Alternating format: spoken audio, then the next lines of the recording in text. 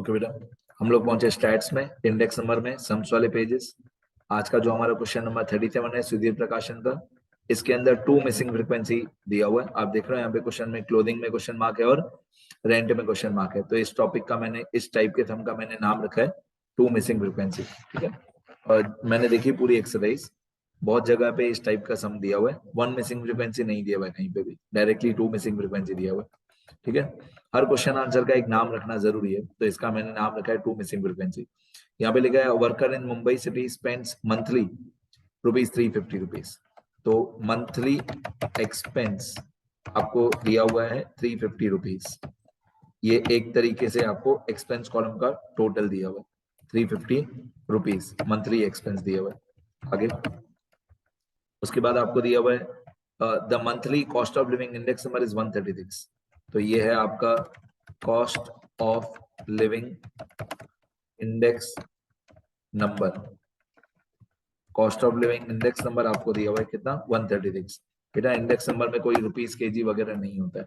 तो monthly expense ₹350, index number 136, बस सिर्फ 136। तो मंथली एक्सपेंस ₹350 और इंडेक्स नंबर 136। अब मेरा, जैसे मैं स्टैट्स समझाता हूं तो मेरे को वन मिसिंग फ्रीक्वेंसी भी आता है, टू मिसिंग फ्रीक्वेंसी भी आता है। तो रूल समझो सब लोग, हिंदी में बोलता हूँ। जब वन मिसिंग फ्रीक्वेंसी वाला क्वेश्चन होता है तो एक ही चीज दी हुई होती है, इंडेक्स नंबर दिया होता है सिर्फ 136। सिर्फ ये जो इंडेक्स नंबर है, cost of living index number 136, यही दिया हुआ होता है। ठीक है, मैं यहाँ पे साइड में रूल करके लिख के देता हूँ आपको। यहाँ पे मैं रूल करके लिख के देता हूँ, rules.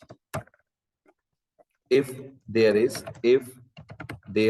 is one missing frequency, then only cost of living index number is given। मतलब हिंदी में अगर एक मिसिंग फ्रीक्वेंसी होगी तो एक ही चीज दी हुई होगी। ठीक है, फिर second rule, if two missing frequencies are given, अगर if there are two missing frequencies, अगर क्वेश्चन में दो मिसिंग फ्रीक्वेंसी होगी, if there are two missing frequencies, अगर क्वेश्चन में दो मिसिंग फ्रीक्वेंसीज होंगी, then cost of living index number, then cost of living index number and total expenditure, जो इस क्वेश्चन में दिया हुआ है टोटल एक्सपेंडिचर या total expense ₹350 and total expenditure both will be given. तो सिंपल भाषा में एक मिसिंग फ्रीक्वेंसी होगी तो एक चीज दी हुई होगी, दो मिसिंग फ्रीक्वेंसी होंगी तो दो चीजें दी हुई होंगी। ये रूल याद कर लेना सब लोग, थियरी वाले पेजेस में लिखना। तो एक इक्वेशन हमारी इस ₹350 में दे आएगी और एक इक्वेशन हमारी इस इंडेक्स नंबर में दे आएगी 136 में दे। दोनों में दे एक एक इक्वेशन आएगी, फिर उन दोनों इक्वेशन को या एलिमिनेशन से या सब्स्टिट्यूशन से सॉल्व करेंगे तो हमारे ये क्लोथिंग का एक्सपेंस और रेंट का एक्सपेंस आ जाएगा। अब ये क्लोथिंग और रेंट का एक्सपेंस नहीं दिया हुआ है, इसको हम सपोज करेंगे ₹A और B। मैं यहाँ पे लिखता हूँ, सपोज द एक्सपेंस या expenditure, expense on clothing group and rent group. Suppose the expenditure on clothing group and rent group are ₹A and ₹B respectively. Suppose करो हमने क्लोथिंग ग्रुप और रेंट ग्रुप का खर्चा हमारा ₹A और B है respectively, हमने सपोज किया। अब जो क्वेश्चन में टेबल दिया हुआ है, इतना टेबल मैंने जितना क्वेश्चन में दिया हुआ है वो मैंने बना के रखा है। Group food clothing rent fuel miscellaneous, ये मैंने लिख के रखा है। Group food clothing rent fuel miscellaneous, ये मैं हटा देता हूं यहां से।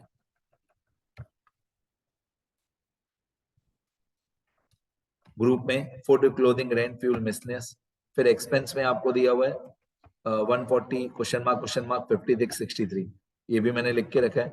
140 क्वेश्चन मार्क 56 63, ये लिख के रखा है। ठीक है, फिर इंडेक्स नंबर का कॉलम 180 150 100 110 80, इंडेक्स नंबर का कॉलम 180 150 100 110 80, ये तो मैंने लिख के रखा है। ठीक है, एक बार चेक कर लेता हूँ, 180 150 100 180 150 100 110 और 80, ये इंडेक्स नंबर का कॉलम भी हमने लिख के रखा है। इसके बाद ये जो एक्सपेंस का कॉलम है बेटा, ये W का कॉलम है। ये जो इंडेक्स नंबर का कॉलम है ये I का कॉलम है। तो एक हो गया एक्सपेंस का कॉलम मतलब डब्ल्यू और इंडेक्स नंबर का कॉलम मतलब आई। हम लोगों को एक कॉलम चाहिए यहाँ पे आई मल्टीप्लाई बाय डब्ल्यू मतलब आई डब्ल्यू।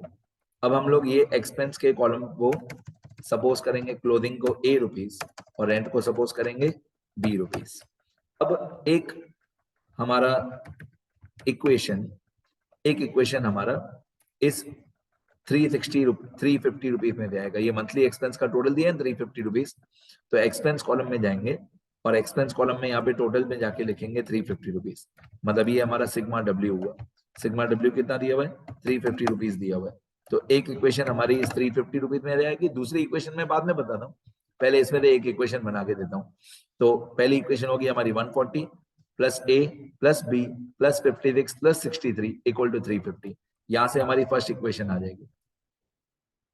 सुनते रहो, देखते रहो, थोड़ा लेंथी है बट बहुत इजी है, देखते रहो। पहली इक्वेशन, फर्स्ट इक्वेशन, हमारी जो फर्स्ट इक्वेशन आएगी वो यहां से आएगी 140 plus A plus B, 140 plus A plus B plus 56 plus 63, इन सबको प्लस करके इक्वल टू आएगा 350 रुपीज। इसमें से इक्वेशन बनाओ बेटा। 140 प्लस 56 प्लस 63, इन तीनों को प्लस करके होता है 259। तो हमारी इक्वेशन बनेगी 259 plus A plus B equal to 350 rupees. Check करें एक बार, 140 plus 56 plus 63 259 plus A plus B equal to 350 rupees. अब 259 को सामने माइनस करो तो A plus B equal to आ जाएगा 350 में दे 350 माइनस 259 करो तो सामने आ जाएगा 91। सामने आ गया 91, मतलब यहां से हमारी एक इक्वेशन आ गई ए प्लस बी इक्वल टू 91। तो एक इक्वेशन मतलब मैंने कैसे याद किया था, जब मैं आपकी उम्र में था मैंने ऐसे याद किया था कि एक इक्वेशन इसमें दे आएगी, मंथली एक्सपेंस में दे आ जाएगी। एक इक्वेशन हमारी इस मंथली एक्सपेंस में दे आ जाएगी 350 रुपीज में दे। तो 350 रुपीज में दे एक इक्वेशन हमारी आ गई ए प्लस बी इक्वल टू 91। अब ए प्लस बी इक्वल टू 91 है ना बेटा, अगर आप ऐसे रहने दोगे ए प्लस बी इक्वल टू 91 तो आगे चल के एलिमिनेशन होगा। मेरे को वो भी अच्छा नहीं लगता है, मेरे को अच्छा लगता है सब्स्टिट्यूशन। तो मैं क्या करूंगा, ए को सामने माइनस कर दूंगा तो बी इक्वल टू यहाँ पे हो जाएगा 91 माइनस ए। अगर आप ऐसा कर दोगे ना, ए को सामने माइनस कर दोगे तो आगे चल के आपका सब्स्टिट्यूशन मेथड होगा। और ज्यादा गहराई में मैथमेटिक्स बताऊं तो जो आपने ए को आरएचएस में माइनस किया, ए को जिसको आप सामने लेके गए 91 माइनस ए, उसकी वैल्यू पहले आएगी, पहले ए फाइंड होगा। ठीक है, तो ये हमारी फर्स्ट इक्वेशन आ गई, इसमें आगे चल के हमारा सब्स्टिट्यूशन होगा। अब सेकंड इक्वेशन हमारी इसमें से आएगी cost of living index number में। Cost of living index number का फॉर्मूला होता है sigma I W upon sigma W. अब मैं आई डब्ल्यू का कॉलम बनाऊंगा। आई डब्ल्यू का कॉलम कैसे बनाऊंगा, आई मल्टीप्लाई बाय डब्ल्यू, मतलब 140 मल्टीप्लाई बाय 180 तो ये होता है 25,200। 140 मल्टीप्लाई बाय 180 तो ये आया 25,200। फिर 150 multiply by A equal to 150 A, इसको थोड़ा साइड में लिखना। फिर 100 multiply by B equal to 100 B, इसको भी थोड़ा साइड में लिखना।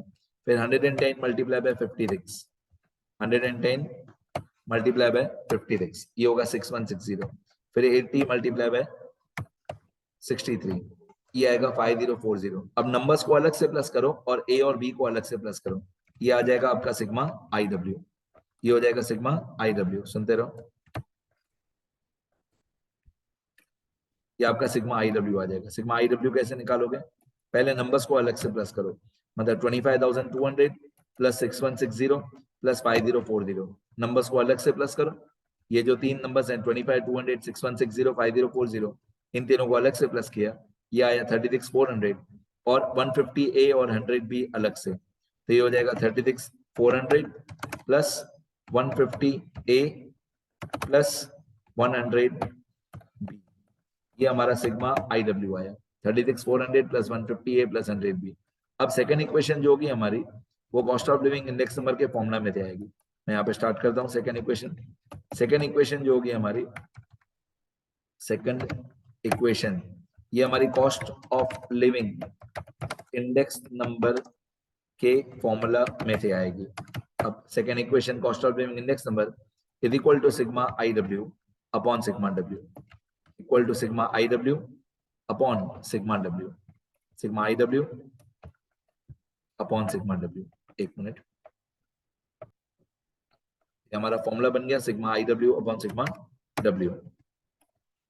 अब सिग्मा आई डब्ल्यू कितना था हमारा, सिग्मा आई डब्ल्यू था हमारा ये वाला 36,400 plus 150 A plus 100 B upon sigma W कितना था, सिग्मा डब्ल्यू बेटा, सिग्मा डब्ल्यू मतलब ये एक्सपेंस कॉलम का टोटल, ये जो एक्सपेंस है ना, एक्सपेंस कॉलम का टोटल, और वो हमको क्वेश्चन में दिया हुआ ही था 350 रुपीज, ये रहा क्वेश्चन में, ये 350 रुपीज दिया हुआ ही था।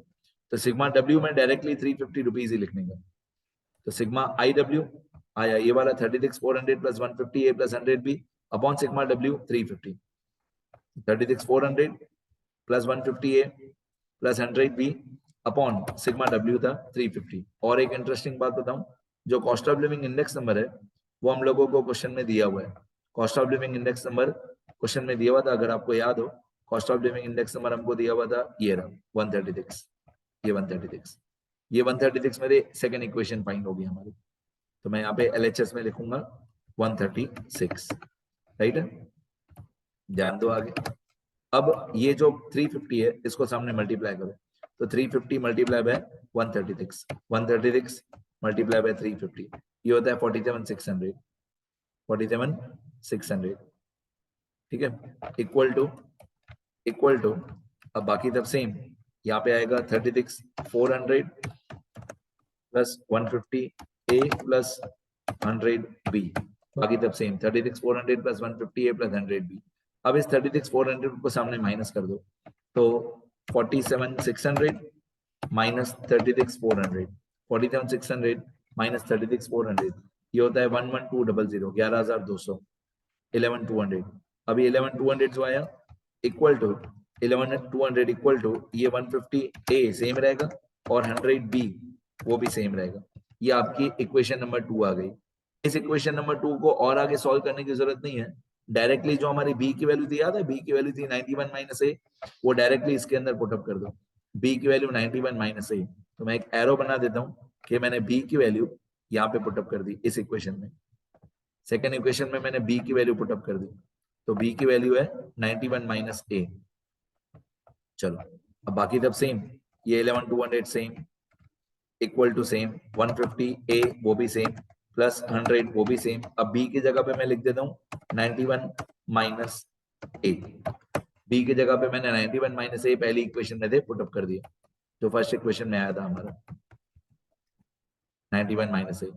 चलो अब इसको धीरे धीरे सॉल्व करते हैं, 11,200 सेम इक्वल टू सेम 150 ए वो भी सेम प्लस अभी ये जो 100 है वो ब्रैकेट के अंदर दोनों से मल्टीप्लाई कर दो, तो ये हो जाएगा 9100, 100 multiply by 91, 9100 minus 100 multiply by A 100 A, तो ये हो जाएगा 150 सेम रहेगा, ये वाला 150 सेम रहेगा, 150 ए 100 इंटू 91, 9100, 100 इंटू ए 100 ए।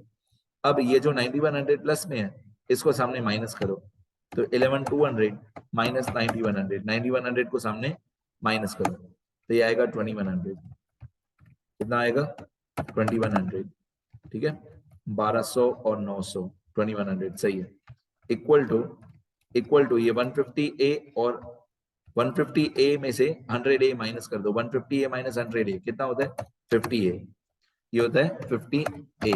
अब 50 को सामने डिवाइड कर दो, तो 2100 डिवाइडेड बाय 50, तो इक्वल टू आपका सीधा ही ए आ जाएगा, इक्वल टू ए आ जाएगा 2100 डिवाइड बाय 50।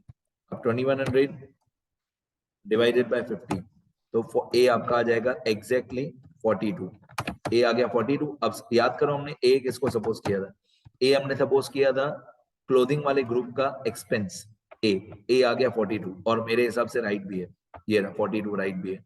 अब ए आ गया तो बी तो खुशी खुशी में आ जाएगा, तो बी है हमारा 91 माइनस ए, ये बी था हमारा 91 माइनस ए, अभी बी आ जाएगा, हमारे बी की वैल्यू थी 91 माइनस ए, तो बी की value B equal to 91 minus A था हमारा 42, तो बी की वैल्यू आ जाएगी 91 माइनस 42, 91 माइनस 42 कितना होता है 49, ये होता है 49, तो बी की वैल्यू आ जाएगी हमारी 49, तो बी आ जाएगा 49 रुपीज, ठीक है। ए आ गया, ए हमारा आ गया 42 रुपीज, तो बी आ गया हमारा 49 रुपीज, बी आ गया हमारा 49 रुपीज, ये दोनों का आंसर आ गया। लास्ट में कंक्लूजन लिखना जरूरी है, so yeah, therefore, so the expense on clothing group and जो भी दूसरा ग्रुप था are rupees 42 and rupees 49 respectively. ठीक है, दूसरे ग्रुप का नाम मैं देख के लिखता हूँ कौन सा नाम था। एक क्लोथिंग था, एक रेंट था। So the expense on clothing group and rent group are rupees 42 and 49 respectively. ये हमारा फाइनल कंक्लूजन डन, कंप्लीट हो गया बेटा। ठीक है, तो मैं रफली बताऊं तो एक इक्वेशन हमारी जो एक्सपेंस दिया हुआ था, टोटल एक्सपेंस 350 रुपीज, उसमें दे आएगी, और एक इक्वेशन जो हमारा cost of living index number दिया हुआ था 136, उसमें दे आएगी। दोनों में दे एक इक्वेशन आएगी। फिर मैंने यूज किया सब्स्टिट्यूशन, आप लोग एलिमिनेशन भी यूज कर सकते हो। ठीक है, अब मैं एक बार स्क्रॉल कर देता हूँ, लिखना अच्छे थे। क्वेश्चन 37 लिखना अच्छे थे बेटा। ये मेरा नाम और नंबर है, कुछ भी सीखना हो पूछना हो बताना मेरे को। ये क्वेश्चन 37 सुधीर का, ये रूल्स थियरी वाले पेजेस में लिखना अच्छे थे।